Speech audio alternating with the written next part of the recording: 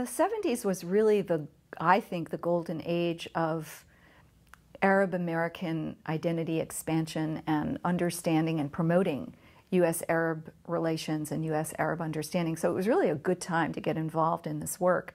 I had just come from 3 years of studying about the history of the early immigrants.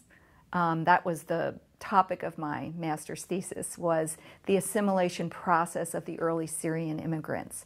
And so I was fascinated to have studied that and to understand a little bit, to have learned a little more about the process of assimilation and acculturation and what was peculiar about the Syrian immigrants' process of becoming American and what was common to other immigrant groups.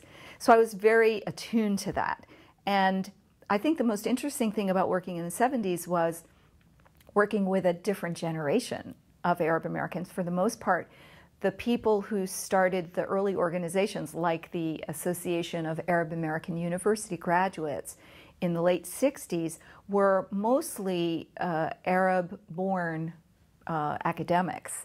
And so being introduced to that generation of first-generation intellectuals was really eye-opening for me, and I learned a lot. I learned a lot about the region's history. I learned a lot about politics. I learned a lot about America's role in the Middle East, which as a child growing up I really was unfamiliar with.